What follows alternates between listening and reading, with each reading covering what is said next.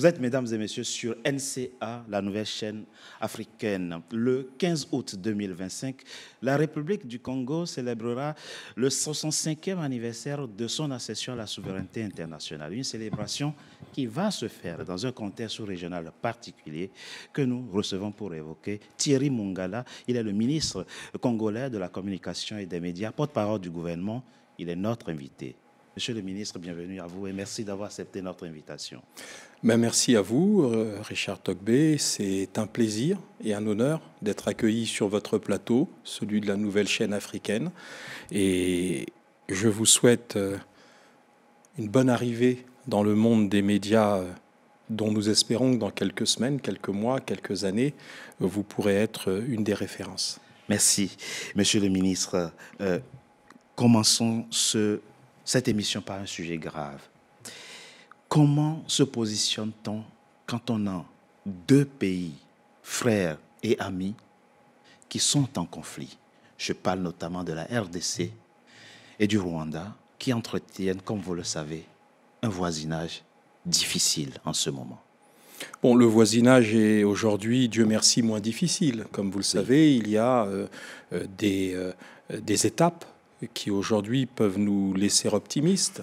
La première étape, c'est la conclusion d'un accord à Washington qui a réuni autour du président Donald Trump et de son administration les deux parties prenantes que sont le gouvernement de la RDC et celui du Rwanda. Et un accord a été signé et d'après les informations dont nous disposons tous, il est attendu un déplacement des deux chefs d'État et un sommet sous l'égide du président Donald Trump. Et on espère que cette étape, qui sera cette fois-là hautement politique, que cette étape sera considérée comme décisive. Le second volet de cette négociation complexe, puisque la situation elle-même est complexe, c'est l'intervention d'un accord dit de principe à Doha, dans l'État du Qatar, un accord qui a réuni cette fois-là les plénipotentiaires du gouvernement de la République démocratique du Congo et ceux de l'AFC M23, c'est-à-dire la rébellion. Et cet accord de principe a fixé un cadre de négociation qui doit là également permettre, mais cette fois-là sur un volet que je qualifierais de proprement intérieur, un cadre de négociation qui doit aboutir à des discussions directes entre les deux parties belligérantes et pourquoi pas imaginer une extension de ces discussions à la classe politique de République démocratique du Congo dans son entier. Mais nous sommes optimistes. Oui, d'accord. Parlant de votre pays, comment réussit-on à observer une forme de neutralité face à cette situation quand on sait que, encore une fois, ce sont deux pays frères et amis? Quand vous avez deux parents qui se disputent, vous avez deux attitudes possibles. Soit vous prenez parti pour l'un ou pour l'autre, soit vous adoptez ce qui est notre position, une stricte position à la fois fraternelle vis-à-vis des deux pays, de neutralité vis-à-vis des deux pays, et surtout de recherche avec eux d'une solution qui soit une solution durable. Et donc nous applaudissons, bien entendu, toutes ces démarches. Et comme je l'ai déjà dit dans d'autres émissions et sur d'autres plateaux, quand la maison de votre voisin brûle, votre objectif principal, c'est d'apporter les seaux d'eau qui vont contribuer à éteindre cet incendie, parce que si vous ne l'éteignez pas, ou si vous ne contribuez pas à l'éteindre, cet incendie risque de s'étendre chez vous. Il se trouve, monsieur le ministre, vous êtes un grand intellectuel et un fin connaisseur de la géopolitique du continent et du monde. Vous parlez de solutions et d'incendies. Il se trouve que c'est à la Maison-Blanche et à Doha qu'on s'en va chercher l'eau pour éteindre l'incendie. Est-ce que ce n'est pas quelque part un échec de la politique africaine quant à ce qui concerne le règlement et la gestion des conflits sur le continent? Vous savez, nous sommes en 2025. À ce quart de siècle de ce 21e siècle si particulier, qui nous montre une réalité géopolitique majeure.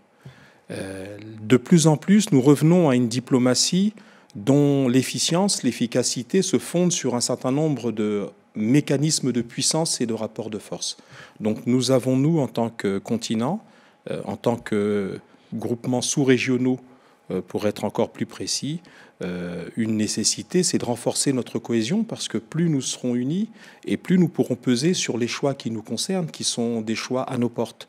Donc ne nous plaignons pas que ceux qui apportent les seaux d'eau viennent de très loin. L'essentiel, c'est que d'abord l'incendie soit éteint et qu'ensuite nous réfléchissions au niveau de nos unions, soit continentales, soit sous-régionales, pour renforcer la capacité que nous avons à, disons, faire le nécessaire pour que le désordre qui pourrait s'installer en notre sein soit d'abord combattu et éliminé par nous-mêmes.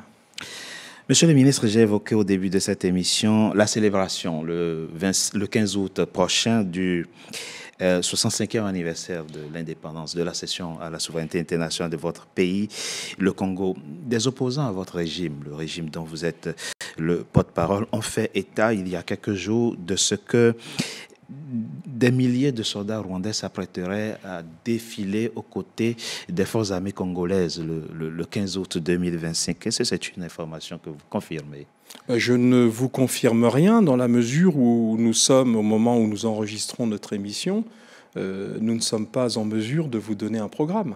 Je n'ai pas le programme des festivités, et notamment celui du grand défilé militaire et civil qui aura lieu le 15 août 2025, et je ne suis donc pas en mesure de vous indiquer de manière détaillée quel sera le programme du défilé. Donc je crois qu'à ce stade, considérons cela comme une conjecture.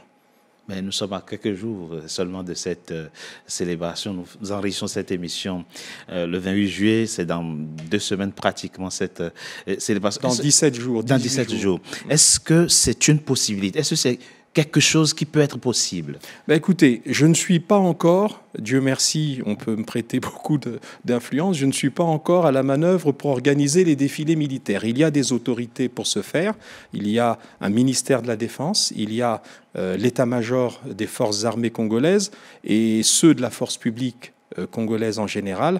Laissons les choses se mettre en place.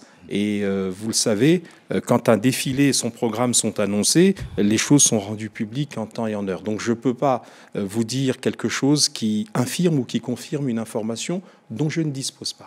Vous avez parlé tout à l'heure de neutralité et vous avez utilisé la figure donc, de 2 frères qui sont en conflit ou qui se disputent. Sauf que certains analystes, monsieur le ministre, vous prêtent, en tout cas prêtent à votre pays et à votre régime plus d'affinité que vous en avez avec l'autre Congo.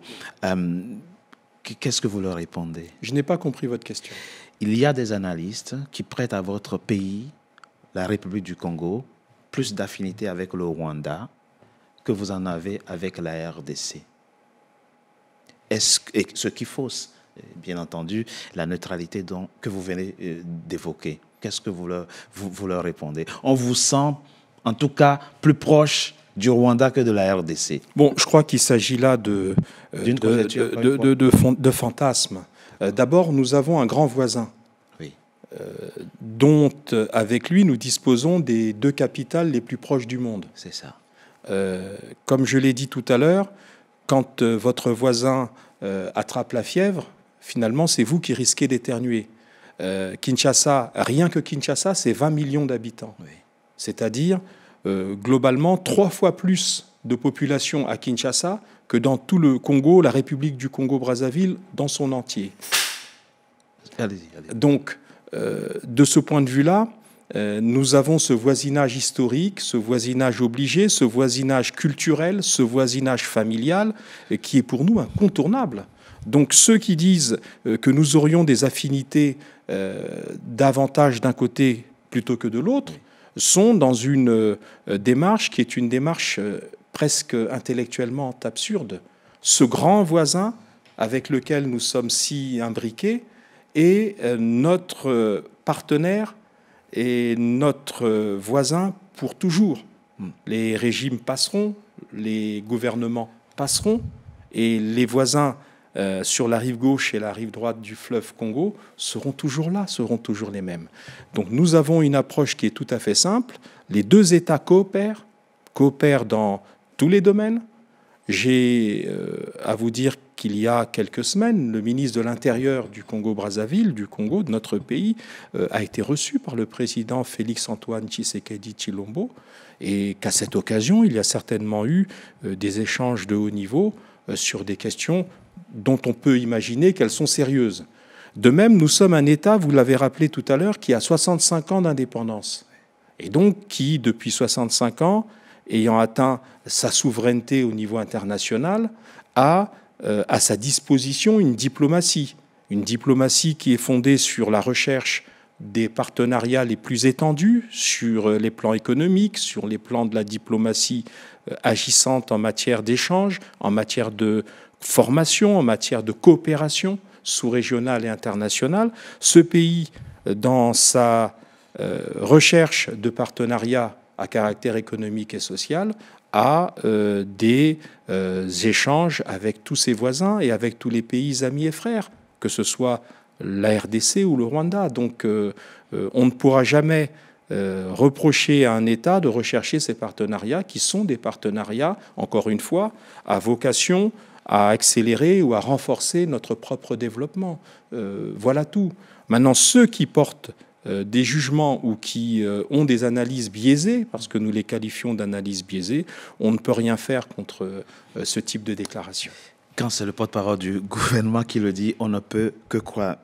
Monsieur le ministre, revenons au Congo et à la célébration le 15 août du 65e anniversaire de votre indépendance. La célébration d'une indépendance, c'est généralement l'occasion de faire une rétrospection, de jeter un regard sur le chemin parcouru.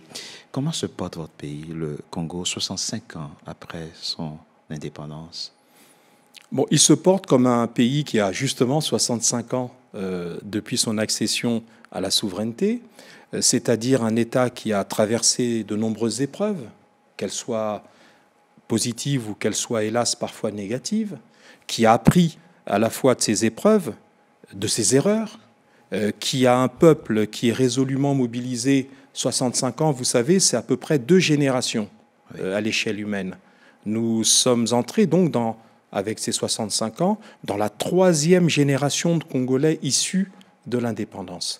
Eh bien, tout cela nous donne des instruments, des outils qui sont ceux de la maturité, qui sont ceux du vivre ensemble, qui sont ceux à l'échelle humaine de notre capacité à considérer que nous avons fait un long chemin, qui n'est pas suffisant, bien entendu, mais en 65 ans, nous avons multiplié les infrastructures. Par exemple, il y avait seulement, au moment de notre indépendance, quelques dizaines de routes bitumées. Oui. Nous avons aujourd'hui des milliers de kilomètres de routes bitumées. Grâce à la municipalisation? Grâce à tout ce qui a été mis en place depuis 65 ans, avec une accélération depuis que le président Denis Sassou Nguesso a mis son focus et sa priorité sur les questions d'infrastructure. Parce que, comme vous le savez, pour qu'un pays se développe, il faut à la fois une jeunesse formée, ça c'est un autre challenge et un grand challenge que le président de la République et son gouvernement tentent de relever, mais également comme préalable, je l'ai dit à l'instant, le développement d'infrastructures suffisantes pour adosser notre indépendance et notre développement sur des structures solides. Monsieur le ministre, ce qui intéresse les Congolais qui nous suivent en ce moment, c'est comment améliorer leur quotidien. Et quand je parle du quotidien des Congolais, je parle notamment du déficit énergétique, les délestages qui sont réguliers. Je pense notamment à leur difficulté à accéder aux soins de santé, pour beaucoup primaires. Et évidemment, la question de la scolarisation des enfants, la cherté de la vie. Quel est le message, justement, que vous avez à leur livrer le jour où vous allez célébrer le 65e anniversaire de leur indépendance quant aux difficultés qu'ils rencontrent au quotidien? On n'a pas le temps d'aller secteur par secteur, mais les problèmes, ils sont là. Et concret et factuel, cherté de la vie, je l'ai dit, et tous les autres. Comment on fait? Qu'est-ce qui est fait justement pour améliorer le quotidien de vos compatriotes qui pour beaucoup souffrent en ce moment? Bon, vous savez malheureusement que la souffrance est très partagée en Afrique. Oui. Que les problèmes qui sont rencontrés d'un État à l'autre, quelle que soit les parties de notre continent sont à peu près similaires. Oui. Vous évoquez des questions de déficit énergétique. Oui, ces questions sont très importantes, elles sont même prégnantes, elles sont même très présentes. Ces questions, aujourd'hui, sont au cœur de la politique du gouvernement. Par exemple, il s'agit de permettre que la rénovation de la ligne de très haute tension entre Pointe-Noire et Brazzaville, qui est au cœur du problème du déficit de l'offre ou de l'arrivée de cette production qui est faite à Pointe-Noire et qui a du mal à arriver de manière pérenne et entière à Brazzaville et qui explique une grande partie de ce déficit énergétique, et bien que tout cela nous permette d'améliorer l'offre d'énergie. Deuxièmement, il y a la nécessité, toujours sur l'énergie, d'assurer une réforme de notre compagnie nationale de distribution d'électricité, c'est-à-dire la ECAREC, Énergie électrique du Congo. Il y a eu un débat depuis quelques mois, comme vous le savez, et nous escomptons, nous espérons que dans les prochains mois, nous arriverons à permettre qu'à travers une gouvernance améliorée de cet important service public, nous renforcions la capacité à fournir de l'énergie à nos compatriotes. Le troisième volet de la réforme de la gouvernance de l'électricité, c'est que nous avons mis en concession les principaux barrages. C'est-à-dire qu'il y a un partenariat public-privé qui lie l'État, la République, les institutions, avec des opérateurs d'origine et de gouvernance privée. Sur le fleuve Congo ? Les barrages. Les barrages, ils sont répartis un peu partout. Et nous avons Imbulu, nous avons d'autres barrages dans notre pays. Eh bien, tout cela doit concourir à renforcer cette offre électrique qui, et vous l'avez dit, et nous le concédons bien volontiers, est vraiment au cœur des préoccupations. On peut ajouter les problèmes d'eau, on peut y ajouter un certain nombre de problèmes. Vous avez parlé de la santé, c'est un volet très important. Le président de la République a pris un engagement, c'est d'ouvrir un certain nombre d'hôpitaux généraux dans les départements de notre pays, les 15 départements. Nous avons déjà un hôpital général qui a ouvert ses portes il y a quelque temps à Brazzaville, puis un autre à Pointe-Noire. Et là, nous avons en perspective l'hôpital général de Ouesso et celui de Sibiti dans l'Alekoumou, qui est un département dont tous nos compatriotes savent combien j'en suis proche. Par exemple, si nous parlons des populations de l'Alekoumou, la livraison de cet hôpital général qui devrait se faire en novembre, ou en tout cas avant la fin de l'année, va permettre de régler un problème qui n'avait jamais été réglé dans ce département de notre pays depuis 65 ans d'indépendance. C'est de fournir des services et des prestations médicales qui, jusque-là, malheureusement pour ces compatriotes-là, et c'est l'objet même et le sens de la construction de ces hôpitaux généraux qui, pour les patients concernés, les amenaient et les obligeaient à aller ailleurs, parfois très loin, à Pointe-Noire ou à Brazzaville ou à Dolisie. Donc voilà des réponses qui sont des réponses concrètes à ces difficultés qui sont réelles que vous évoquiez tout à l'heure. Pour ce qui concerne la jeunesse, il y a un important projet qui est celui de l'année de la jeunesse, qui est de nous assurer, non pas de la scolarisation, parce que la scolarisation dans notre pays a toujours été à un niveau assez élevé. Nous avons longtemps été à un niveau de 100% de scolarisation et d'alphabétisation. Donc, les événements malheureux qu'on a connus ont réduit ce taux de scolarisation. Mais il n'en reste pas moins que notre jeunesse globalement est éduquée. Son déficit, ou du moins ce qui manque, c'est une formation qui soit adaptée.